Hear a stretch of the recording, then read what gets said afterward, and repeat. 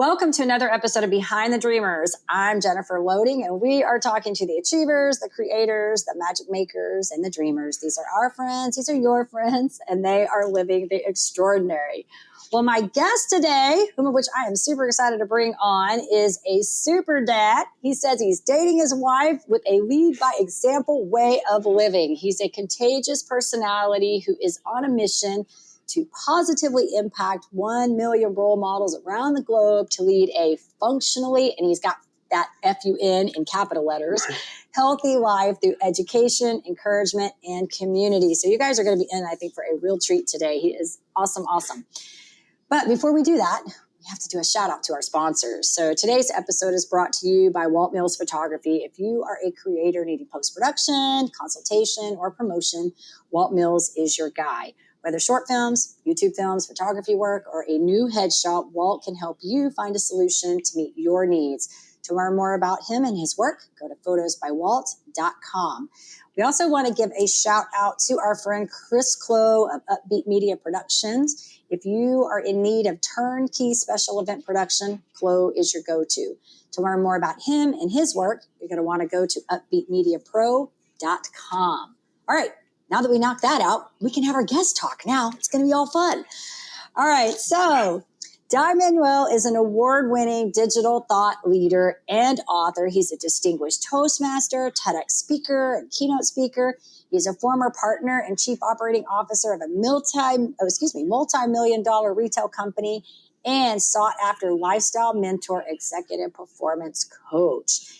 Dai knows the struggle of the juggle and keeping his health and happiness a priority. He models his work based on the 5 F's, which I'm going to let him talk about. I'm not even going to tell you. I'm just going to let him talk about that. But he is fun.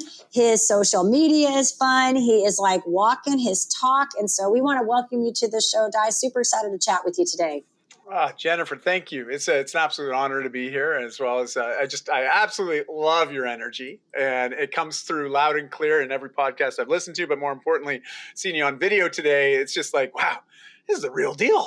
And it's wonderful to see that level of authenticity come out. But also, you're providing a place for these types of conversations just to happen and be documented, and all of us get to be flies on the wall. So it's just nice to be the fly on the mic today. So I just want to say thank you for the opportunity. This is just great. I like that, fly on the mic. And yes, I do have a lot of energy. That's a one thing. It's funny because I'm like the person that's either really energy or I'm just down for the count. It's like I just go until I fall over.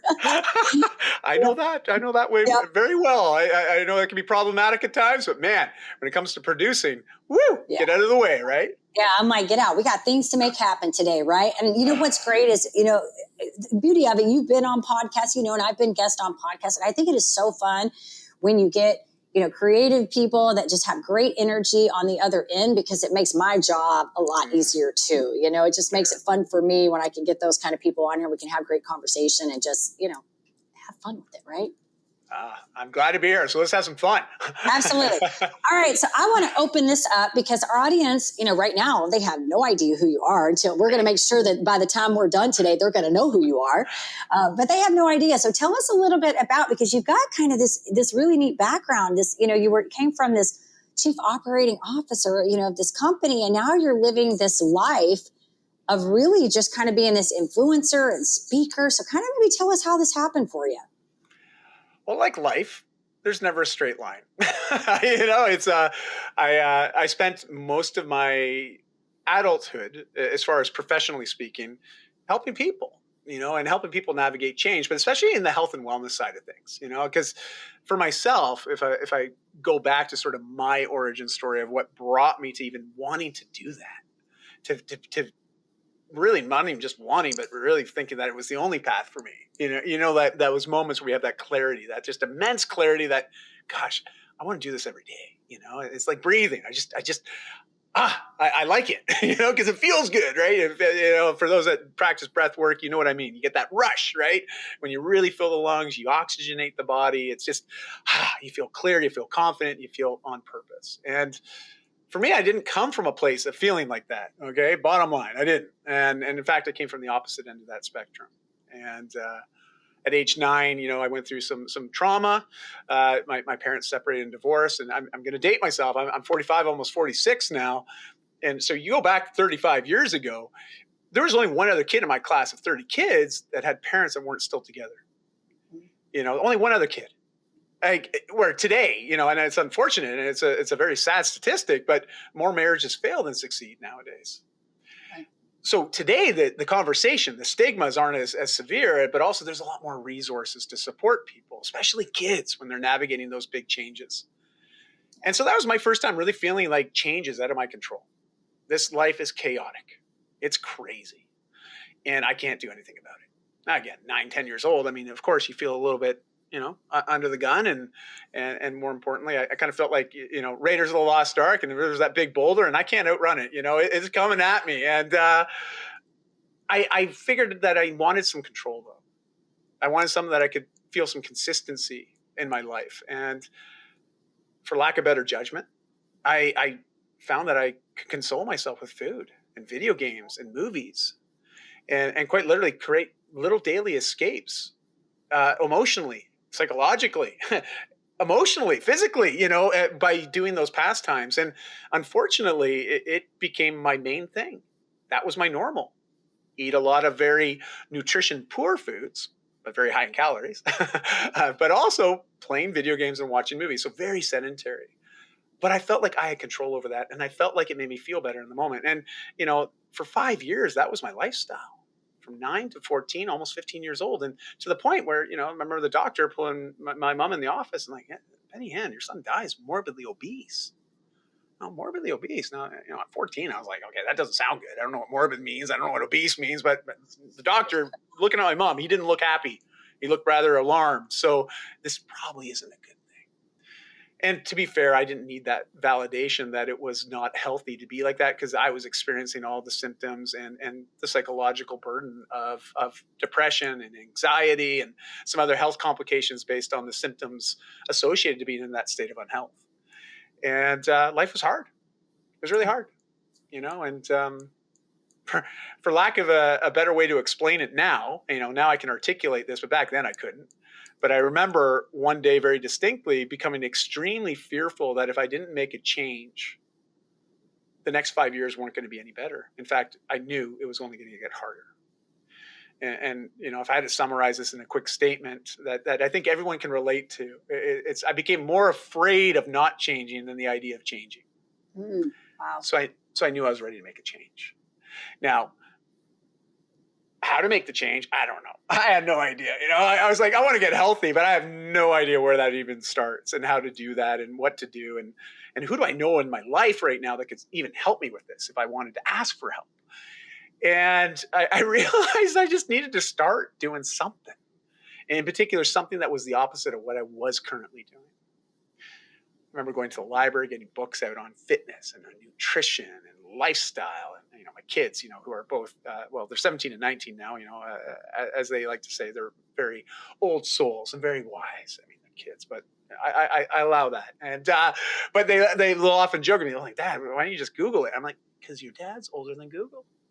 That's the bottom line. And they get a bit of a lark out of that. But, that's what I had to do back then. I went to the library. I remember looking up articles on the microfiche. Now I know there's some people listening to this who are like, what is that? Look it up. You'll get a good laugh. And, but I just became someone that was very hungry for information and self-education, because I knew that I could make changes, but I didn't know how to do it. And so that's what started a 2-year journey for me from the age of 15 till 17. Wow. I just started to move a bit more, be more aware of what I was eating, but also becoming more aware of how I was associating with others. Like looking to people that were doing things that I was wanting to do and trying to get around that more. And after 2 years, I remember waking up one day and I had this daily checklist of things that I would do. Like, I'm going to exercise today. Or like for me, it was going for a bike ride. I was going to eat healthy. And often I would drink at least 2 liters to 3 liters of water a day. Those like the mainstays that were there every day. And I remember this one day waking up and I was like, I went about my day. And I realized later on in the day, and I wasn't really aware of it, but I was aware of it because I was like, I haven't been checking things off my list as I finished them today. And yet I did everything that I would have had on my list. And that is when I knew, wow, I've got a lifestyle now. This is just my way of being. This is my new normal. I didn't have to think about it. I just did it. I lived it. Like it became part of my everyday. And that's when I started to really appreciate that change is possible when we decide it. You know, like when we decide that we want change, man, we are more than capable of creating that. And that was sort of what set me in motion to commit my life to health and fitness, because I had a friend of my parents come by the house. You know, here I am 17 and a half. I'm making myself some food in the kitchen, this old guy. And I say old guy because I laugh at this now, because he's actually the age that I am now is what he was back then. And here and back then I was like, man, he's an old guy. He's like a friend of my mom's, right? And I remember Larry coming to the door and he's like, Dai, do you have a minute? Like, is your mom around? And I'm like, oh yeah, she's in the back gardening. And he just stood there looking at me. I'm like, okay, this is kind of weird now. And this is an uncomfortable glare right now. You know, I'm like, she's in the back. Why are you hanging out here? And it was like a good 10 seconds. You know, it was awkward. Yeah. He's sort of there. And I could tell that he's sort of like wrestling with something. And he goes, can I just talk to you for a minute? And I'm like, oh, geez, what did I do last weekend? You know, am I in trouble? Like instantly, you know, the sweats are coming on. My palms are sweaty. Like my heart rate's going up. I'm like, I must be in trouble. I'm caught. I must have done something. And he goes, and anyway, so he came in, sat down at the table, and I sit down, and right away he starts acknowledging all the changes that he's seen in me, and telling me like I've inspired him. Now you have to understand, at this point, I felt I had very little value, if any. You know, I was coming from a very hard place and a hurting place, and to hear that come from that gentleman at that time was just amazing. It was the first time I'd really taken note of that and that feeling it made in me. But more importantly, what happened next was the end-all be-all for me, because it's what set in motion the next 30 years. He asked me for help. He asked me, could I help him navigate some health changes? I'm like 17 and a half years old. I'm like, I mean, I just learned how to tie my shoes last week. You know, like, I mean, like really, I felt like, wow, I can do that. I can help with that. And I started to help him. And the amount of fulfillment I felt, Jennifer, in that moment was just, I never felt like that, ever. And I got bit by the bug. Coaching and mentorship. Right then and there, I knew I didn't care what I was going to be doing the rest of my life, but I knew I would be helping people in some fashion. And so that's that origin story. That's sort of what got me started. And if people want to know who I am, I'm a dad. I'm dating my wife. And I help people. That's it. That's all you need to know. You know, but no, this is such a good story. And you know, you said like so many things. I'm impressed though, because I will agree with you that we can change when we decide to change. And when you hear me close my podcast, if you've listened to any of them, I always say that, you know, to live the extraordinary, we have to start, and every start begins with a decision, because our decisions shape us. They are what make or break us every single day. And so I believe 100%. What I am so impressed with is that as a young person at that age, making that decision, right? Like understanding. So when you mentioned earlier about your kids saying they were old souls, well, maybe the apple didn't fall very far from the tree, because I'm impressed that you did that at that age, because I'm, you know, not, my story is different than yours, but I had to make hard decisions that were related to my health. They came much later for me, into my 40s, when I had to make those decisions. And I know how hard they were in that moment. And I talk about being pinned against the wall when you have like a do or die situation, and you recognize that you can't keep going down the same path you're going, because something is going to break, something's going to fall apart, right? And making that decision. And sometimes, unfortunately, we have to do hard things. I think some of us are a little more stubborn, so we have to do hard things a few times, right? And then we go, oh, that didn't work. Let's do something different. But I'm just impressed that you did this at such a young age. And then you mentioned this part where this individual says, I want help. And it was like the light bulb goes off. I can help people. I have something, you know? So, wow. Such a good story. And like I said, though, I couldn't articulate it then, what was going on, but I just knew that I got really honest with myself, where I knew that if I continued doing what I was doing for the last 5 years, you know, up to 15, it was clear, you know, the writing was there. It was very, very apparent that what I'd been doing created the situation I was in. But also, if I was really honest with myself, which I got honest in that morning, looking at myself in the mirror, which I always avoided. I mean, I didn't tell the whole story, but I used to get in the shower, and I had a hack where I would turn the hot water on really hot before I got out. So when I'd come out, the mirror would be covered in condensation. I wouldn't even have to look at my reflection. I mean, there's 2 images of me in that state of unhealth. Only 2. Again, remember, I didn't live in a time where people had high pixel phones in their in their phone, their pocket, right? Like, I think, thankfully, because I look at what my kids have to endure today, and I'm like, wow, I don't know what I would have done with that added pressure, but I can tell you, I don't know if I would have navigated the changes the way that I did had I still had to deal with that, deal with the social media and the media pressures today back 30 years ago, So anyways, I digress, but it was that moment, and it was just, man, I have to make some changes here, and but I didn't know what that was. I just knew I didn't want to feel the way I was feeling anymore. I think that was really what it got down to. It was just, I knew that this is a feeling I don't like. I don't want it anymore. And I just got to move away from this. But in order to move away from something, you have to move towards something else. So to me, it was just health. If I get healthy, I start moving my body more, maybe something good will happen. And just trusting a process, right? Fortunately for me, within the first 3 weeks, I experienced a big win.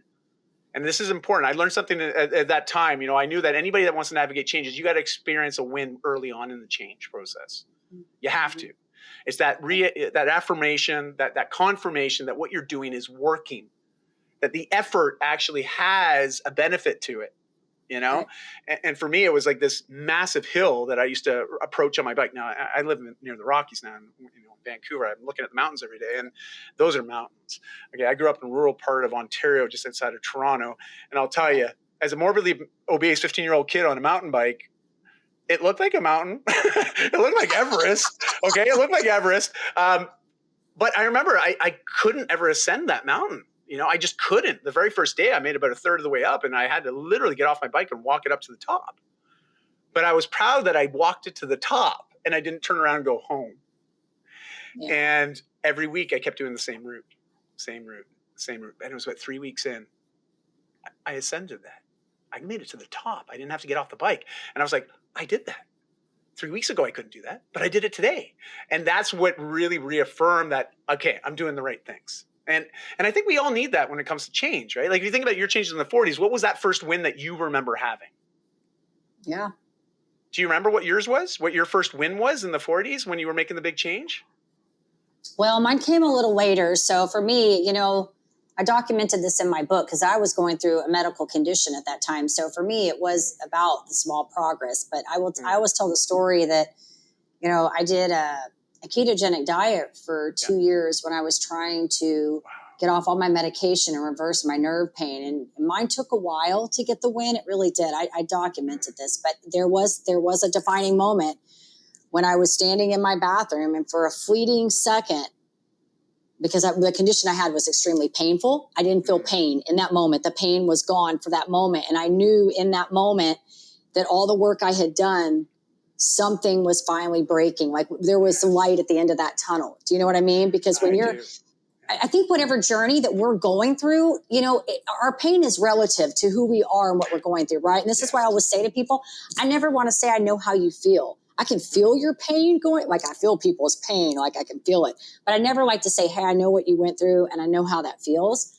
But I think we all have those moments like you're talking about right there where we see something and we go, if we stick with it long enough, something's doing something, right? And then you're on that right path to keep going. And so I've had people ask me that on a podcast. They're like, how did you do, keto? And you're going to resonate with this because of your story. They said, how did you do keto for 11 months and you didn't feel anything, you didn't see any signs of improvement? But like you, I didn't really see an alternative.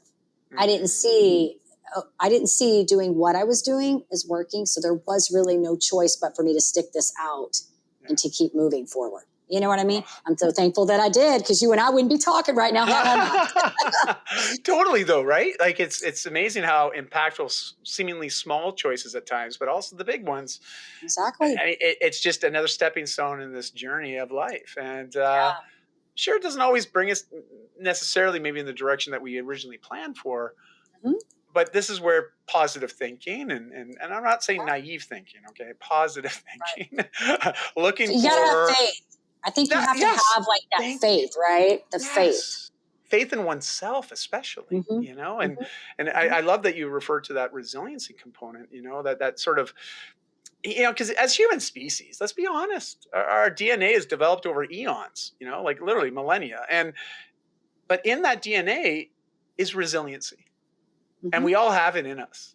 Like, I look at what humans have done in the time on this planet. Now, of course, my my friends that are very green, okay, and I mean the people that are very sensitive around climate change, they think we're too resilient. We have an ability to sort of overpopulate and overconsume.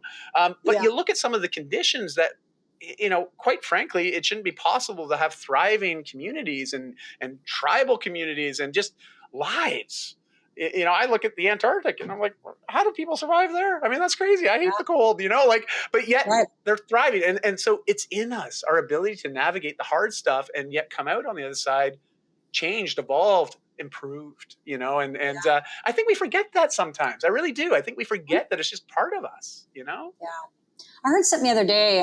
I've been in the morning when I'm working out, because I work out every day too. And some days I'm in my mood, so I'll get on the elliptical, or if I'm running, and I'll put on some motivational stuff and kind of listen to sort of set my day. And I was listening to something, a motivational speaker the other day, and you're going to love this because we're talking about resilience. And he was talking about the difference between simple and easy.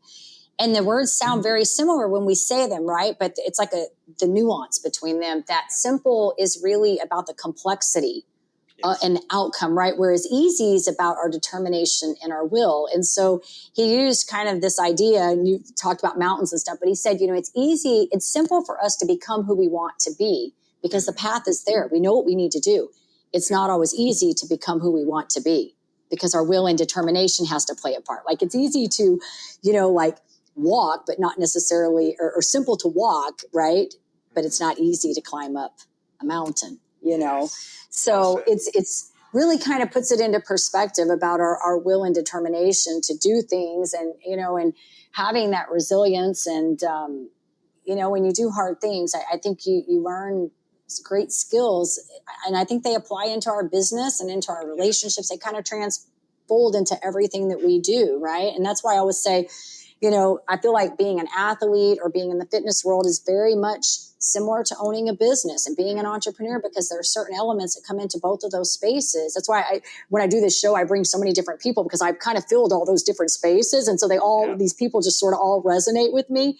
And when you start really getting down to the core of like the things they've had to overcome and the challenges, you start hearing these common conversations, these threads of conversation that are very similar amongst all the different people. So I think what you've done, I think what you're doing is awesome. And you've been a TEDx speaker and you're an author. Am I correct?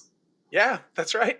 Awesome, a couple things I've been on the vision board and just sort of checking them off as I go. And, but even though I've got a background in fitness and wellness and nutrition and mindset and all that other good stuff, a big part of my professional career was building a retail operation, but in the fitness and wellness space, selling equipment, accessories, supplements, apparel, like all the fun toys we get to play with if we want to, be healthier and a bit more active. So, but it's interesting, being in that retail space for so long, 17 years, it allowed me a lot of opportunities to connect with a lot of cool people, and have some great experiences, wonderful lifestyle. But there were some darker times too, and to be fair, I never really dealt with some of the inner work. As a teenager at 15 years old, I fixated on the external. I was like, if I change this, how I look in particular, how I move, like all those things that people perceive immediately, if I change all that into something that I believe people want to see or want to connect with, life will get better. This is just what I was thinking. And in particular, people said, well, what kept you motivated? I was like, well, to be honest, I wanted a girlfriend, like I did. I wanted someone to want me. Whatever gets you there. I didn't even want myself then. Well, you know what I mean? Like, I didn't want myself. I hear people talk about self-love and all that. And I didn't love myself back. I detested myself. And so for me, that was important. That's what I wanted. And, but I did all this external work. Didn't do anything internally. I didn't really do any of the psychological, the emotional work that I did need to fully round out the change. And unfortunately, by 17, almost 18, even though I had this different look or appearance and a different way of carrying myself, I still felt like the morbidly obese teen. And as such, when I first started to go to more social events And I was dealing with a lot of social anxiety, but I realized very early on, oh wow, I have a couple beers, a couple drinks, man, I don't feel that. In fact, I can be the person I think I want to be. People want to talk to me. People want to hang out with me. People are having fun. Oh, it's a lot easier to talk to those girls. Like, I had all these reasons to justify, wow, this thing called alcohol, it's awesome. and But unfortunately, it became a really powerful crutch in my life. Not positively, negatively, especially after 15 years of just dealing with some of my anxiety and some of my other mental health challenges and self-medicating. Like what I used to do with food as that early kid, I then moved to alcohol as an adult. And it wasn't until, and this is where my TEDx talk comes in, because I talk about vulnerability and how that really supported me in navigating some big changes 13 years ago. In particular, making a commitment to my three most important women in my life, my two daughters under the age of 6, but also my wife at that time. We've been together for a decade. And I made a commitment to them, but more so myself, Jennifer, that I'd go 1 year without drinking.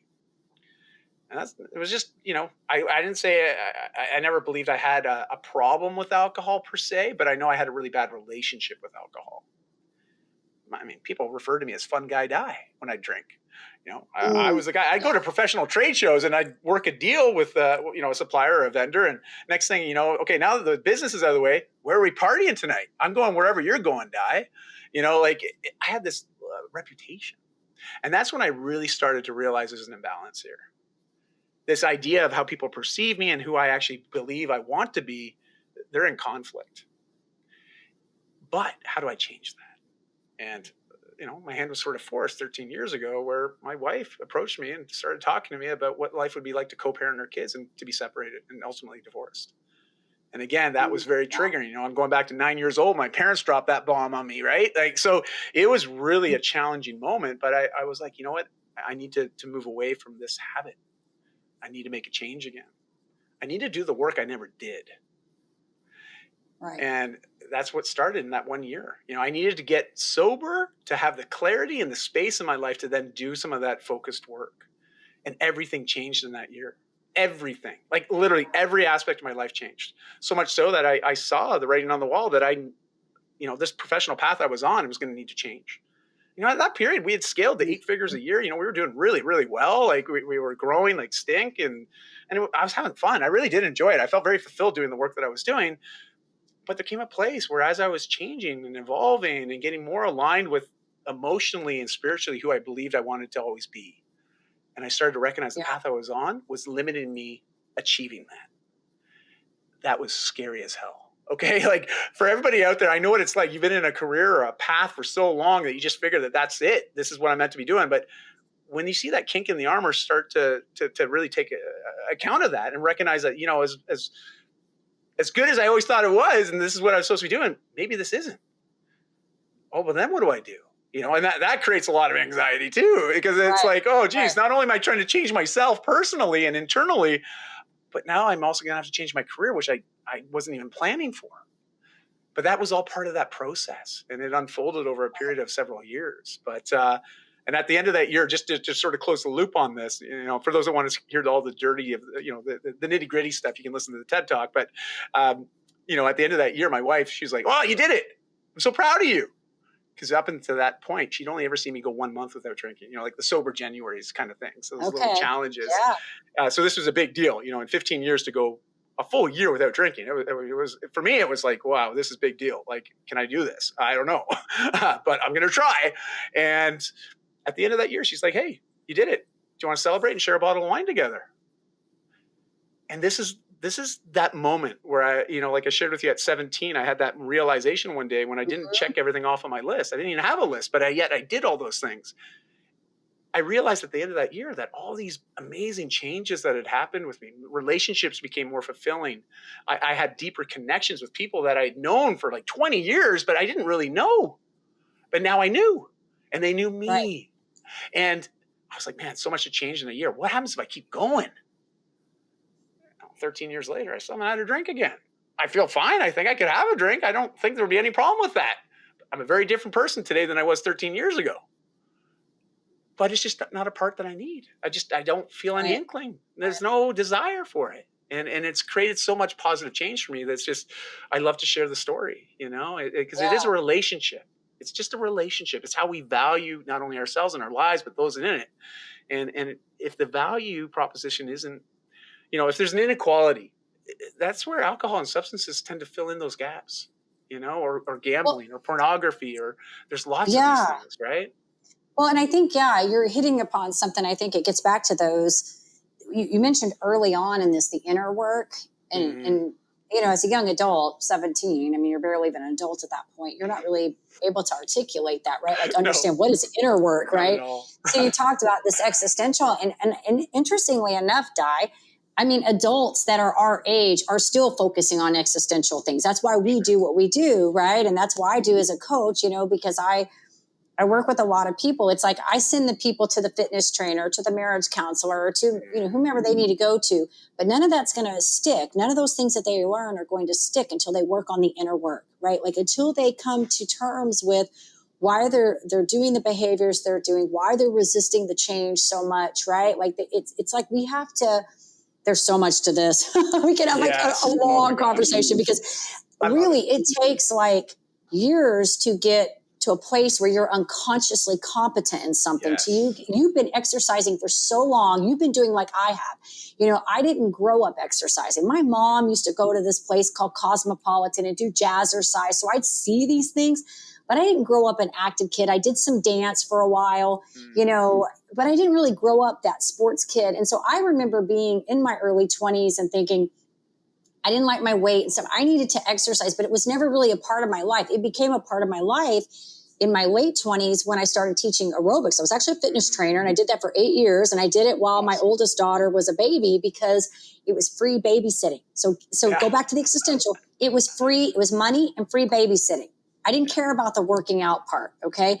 But then it sort of got into me in a place of, I started valuing that I liked how I was feeling when I was exercising.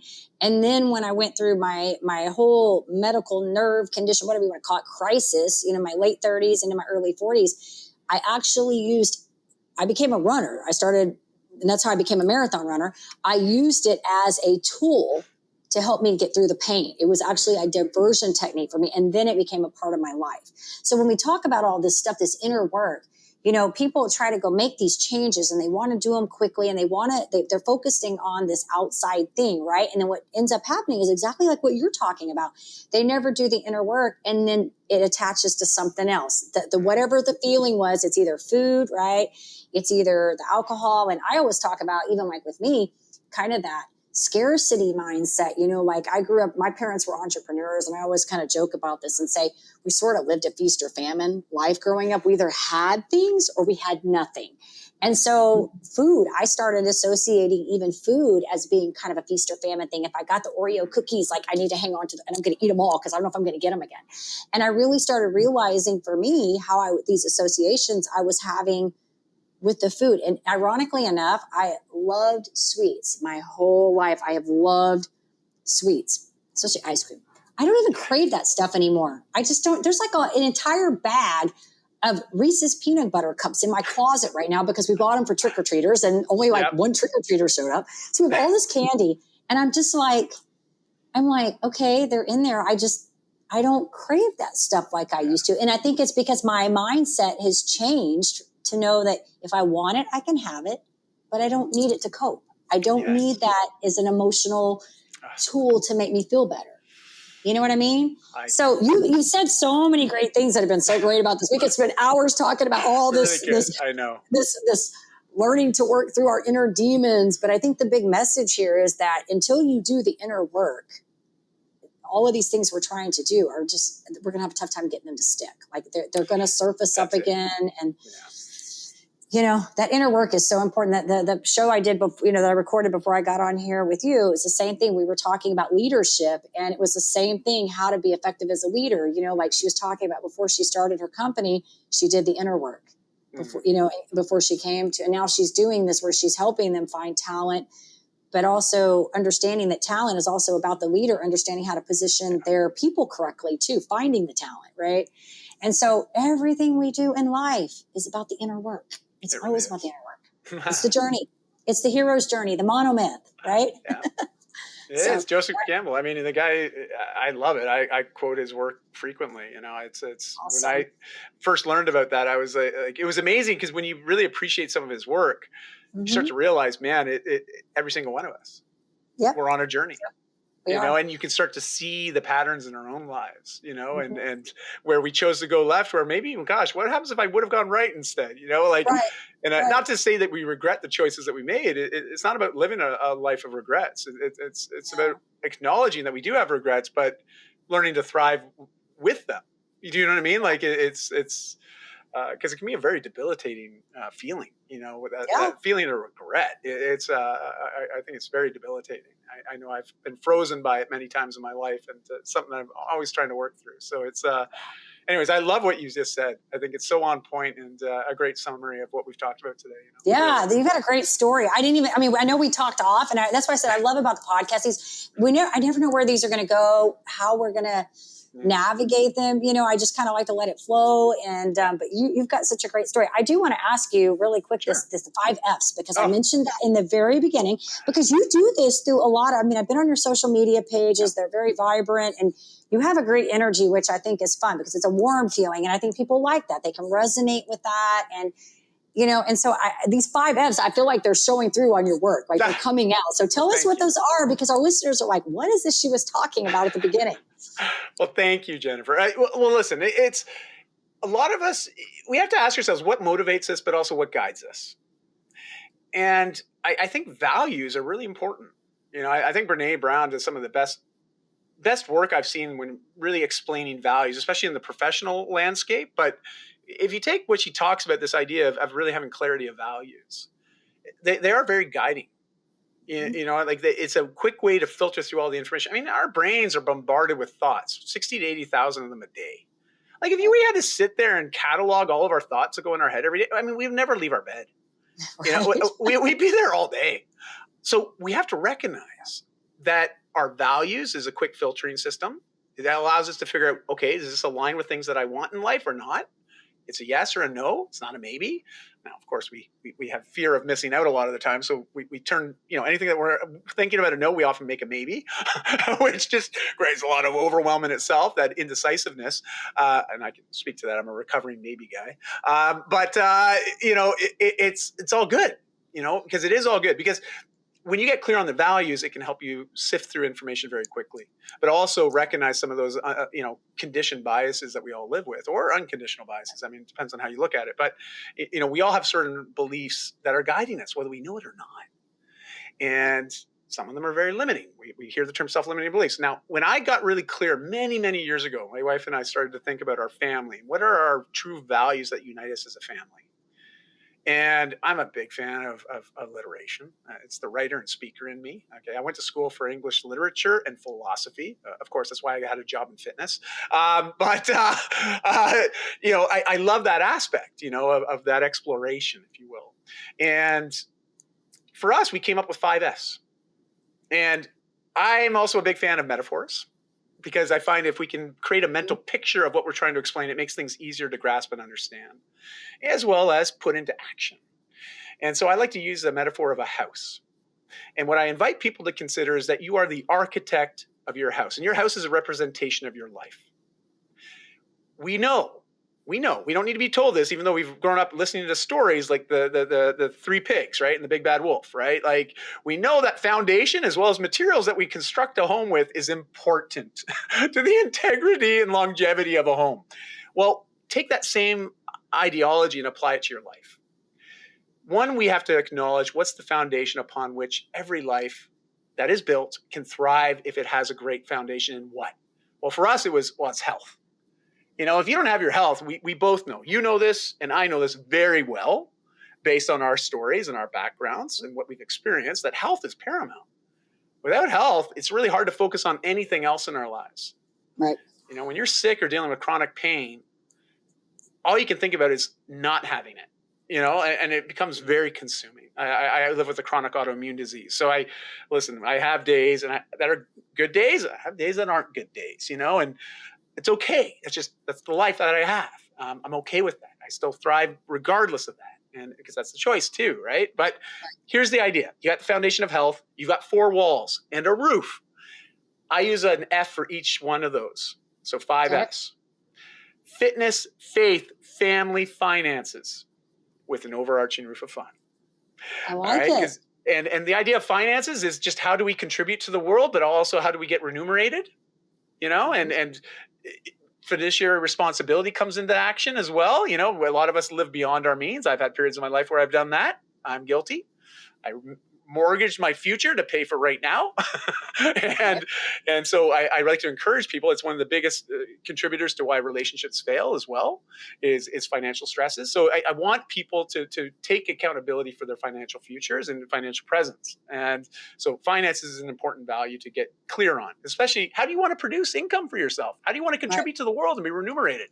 It's a good thing to have clarity around. Sure. Family, it's all the relationships that make life fun. Anything that's relationship wise, I put in there. And fitness is the direct conduit to improve health as well as other areas of your life. So I'm talking holistic fitness, mental and emotional, spiritual, as well as physical fitness, and financial fitness, as well as the last F, is faith. You brought it up earlier, and I'm not going to go down any denominational path right now. I'm referring to the non-denominational aspect of faith, but it's this idea that we're contributing to something greater than ourselves. That greater draw, that purpose. As I say to people, on my deathbed when I'm 135, and I'm lying in the bed and I'm looking around at my family and I'm thinking, you know what? It's been fun, guys. I've had a great life and I love you all. And you know what? I'm leaving this place better than it was when I got here. Peace out. That is my talk that I'm envisioning, and it helps give me direction. And then the last one's fun because if you're not smiling every day, there is room for improvement. That's all. Right. And that's it. That's the 5 Fs. Now, again, you don't have to take my values and utilize my value structure or system. Imagine your own home as your life. Health is the foundation. What are the walls? What's the roof? Be the architect, design your life, think of what those values are, and then work on constantly reinforcing the integrity of that. And bam. Things get good. They get really good. Yeah. Well, because you're living within your core values, I think, is what I feel like I'm hearing from you. Yeah. It becomes more about, and I think so many people don't. I think so many people, they don't. And so this is really good. And it's great. And I'm so glad that you explained the whole metaphor with the house, because I was reading the overarching roof of fun and I'm like, okay, he's going to have to explain that part there because I'm just like, your energy, I just can tell you're just having fun, whatever you're doing. And that's really, I feel like in life, that's what it's all about. If you're not having fun doing what you're doing, you need to find something that you can have fun as long as it's healthy and you're not hurting anybody else, right? It's got to be healthy and not hurting anyone. Thank you for that qualification. That's super important to say. Yeah, this is so great. Okay, well, you've been amazing. I feel like we could just talk for hours I know. about this. We got a lot to talk about. I do want to do a couple fun questions with you because I just want to see what you say on these. I always call these the rapid fire. I don't know that we've ever done them rapid fire, but we're going to try today. I'm going to try. I'm going to try my best to be short and sweet and to the point. Exactly. And because I'm not good at it either, but we're going to see. Okay. Let's see. So very first concert you ever attended? Nirvana. Oh, really? Or Nirvana. Okay. It depends how you say it. You got to remember, I got a Canadian accent. So Nirvana. Yeah. Okay. Yeah, it's okay. Yeah. Well, that would have been back in the 90s, early 90s. Yeah. Yeah. Very cool. All right. Oh, you know what? Sorry. Bare Naked Ladies. I was in high school. And I saw them play at a high school concert. Like this is before they became something. And but after that, my first real concert was Nirvana. Sorry. Gotcha. Yeah. Well, hey, I know both of them. I know who they are. So very cool. And they were both. All right. Favorite destination spot? Travel. Well, I'm a bit biased to Bali. Before the pandemic, and when I exited my last business, we had 5 years of full-time travel, but 2.5 years, we ended up living in Bali, Indonesia. Oh, wow. Absolutely love it there. Love it. But we came back because we wanted to honor our kids. They wanted to finish high school in Vancouver. So we came back right before the pandemic. It's funny how things just seem to work out. We had no intention, but timing worked out in our favor. It was nice to be in Vancouver to ride out a pandemic. Trust me. Sure. So it was good that way. Yeah. Well, very cool. I love that question. This is my favorite. I like all the other conversation, but the rapid fire are so much fun because I find out all kinds of cool things about people. For sure. All right. Okay. Since you're healthy, like I am, favorite guilty pleasure food? My wife often encourages me not to tell people this, but I'm going to tell them anyways. All right, because she seems to think that it's not guilty enough. Okay. Well, Hey, And it's your thing. so here's my thing. Like, I don't eat dairy. Dairy and my body don't agree very well. Like, it creates excess inflammation, living with a chronic autoimmune disease. And similarly with your health challenges that you've navigated, you know, the effect that dairy or lactose in particular can have on us. But it doesn't mean I don't love my ice cream and I don't love my dairy treats. But here's the thing. One of my favorite things to have, and okay, please, no judgment. I'm not judging. No judgment. Okay. So here it is. It's like yogurt, usually vanilla flavor. And I like the coconut flavor vanilla yogurt. Yeah. And then I put some dry curd cottage cheese in there. Okay. With a little bit of granola and some frozen fruit. This is so funny. I know people think it's like, that's way too healthy. That can't be a guilty pleasure. But if you understood my health and my sensitivity to dairy, you would understand it is a guilty pleasure, because there's pleasureful, but the way I feel afterwards, there's some guilt there, you know. But I brought it on and I chose for it, so I live with it. You know, well, it's funny that you say that, because I make low carb granola. Oh, so nice. It's got low carb protein powder in it, and I have digestive things too that came from my nerve condition. So I have to be careful with food, because it'll trigger a lot of problems for me too. And so I have certain foods. I know chocolate. I love chocolate, but it can be a trigger for me. Caffeine sometimes can be a trigger, and it's hit or miss. Sometimes it won't bother me. Sometimes it does. But anyways, I make this low carb granola and I love it. It is so good. Like, I could just eat like tons of it. Well, I have been hung up on these. They have these keto yogurts here, and that's the brand. It's like keto, and it's another name, but oh my gosh, they put avocado oil. So they're like, I don't even like yogurt, but I love these yogurts. And so just today, I went to our local Tom Thumb, because I have no yogurt left, because I wanted granola and yogurt. And I go in there and they have none of the vanilla left, and I want the vanillas. But so I came out with coconut, strawberry, and black cherry. So then I was going through the store trying to find, because I don't have time to make the granola right now. So I was trying to find a bag of low carb granola. I'm serious. I walked out today with a bag of low carb granola and yogurt.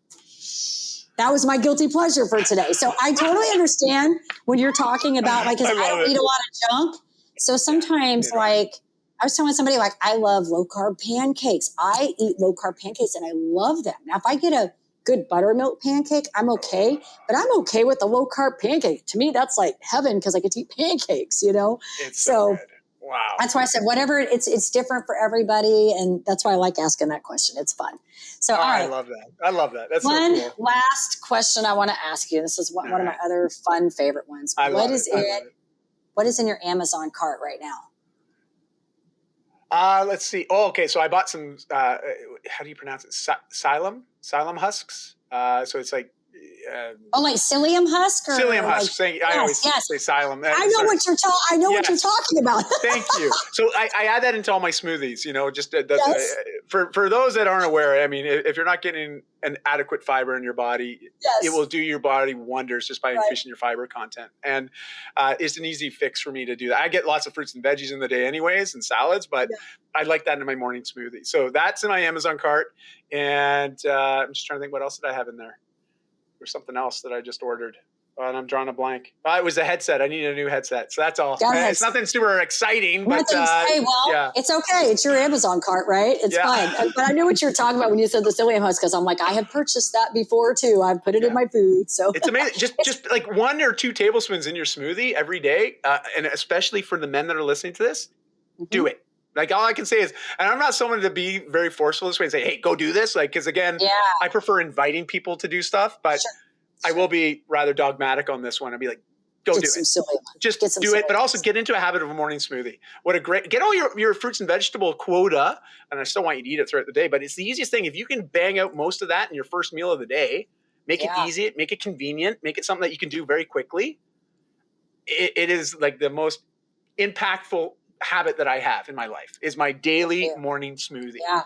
And I feel incomplete if I don't have it. I feel so off if I don't do it. That's why I'm the same way too. I have my morning breakfast. It's the same thing pretty much every single day. I've got my low carb pancakes and my blueberries in them.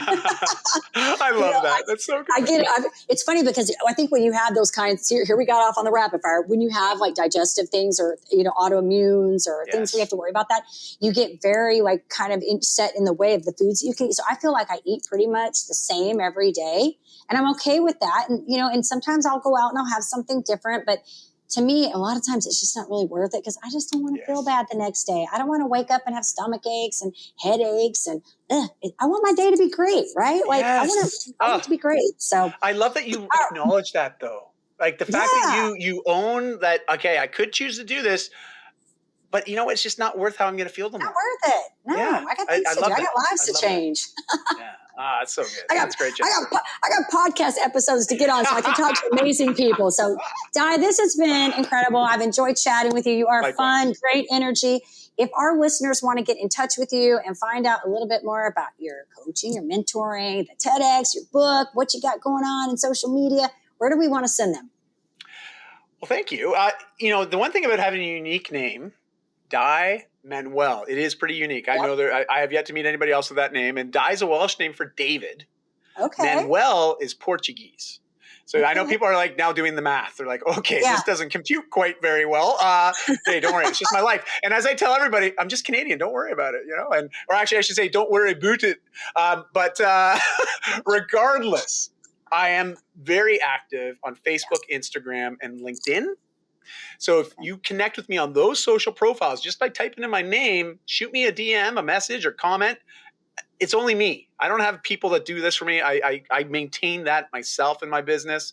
So those direct points of contact, those communications are very important to me. I honor those. So I always love just people sharing. I'd like to hear your answer. You know, if someone reaches out to me, I want to know what's your guilty pleasure when it comes to food. Okay. Mine? So I heard you and Jennifer talk about it. Here's mine. And that'd be a great way for us to start a conversation, you know? Absolutely. Well, we'll make sure too, when this all gets together, that we get you tagged, we get them in the right places. But yes, you are easy to find. Easy. That's what we should have. Not to get that confused, as simple, of course. Yes, that's right. Great. Yeah, right. Yeah, the easy and the simple. You're going to remember that now. It took me, I had to listen to that motivational that motivational speaker say that like 10 times so I could get that in my head because I was trying to articulate it like, let me get that right. And now it's you got it now. You nailed it. You explained that so well, Jennifer. That was great. I love it. It's in my head now. Are we being simple today? I'll be quoting you on that next time. Exactly. Are we being simple or are we being easy today? Which one we going on? Is this a complex problem or are we just having no will and determination today? So this has been great. I want to thank you so much, Dai, for being on the show today and your energy and just all the fun, warm stuff. You're doing amazing things. And I just want to keep encouraging you to keep doing you because I think you're spreading light and sharing, you know, your energy and your happiness to the world. And that's what we need more of today. So thank you for all of that. Oh, thank you so much for that. It's been an absolute pleasure and honor. And I'm just very grateful to have met you and to have been part of this experience today, the shared experience. And thank you for creating a space for these conversations to happen. You know, it's just amazing because you're actually offsetting that negative to positive balance, which has been completely out of whack the last few years of this whole global pandemic that we're having. You know, I look at the amount of negative media. We need more positive. And so you are offsetting that scale in a huge way. And I just want to say thank you. Thank you. All right. And of course, we do want to say to our listeners, if you enjoy our show, please be sure you give us a rating both on iTunes and Facebook. We can't do this without you. And then hit that subscribe button on the YouTube. And we want to leave you with our parting thought, which I mentioned earlier. I always say the same thing because I'm all about it. If you want to live the extraordinary, you have to start. And every start begins with a decision. You guys take care, be safe, and be kind to one another. We will see you next time.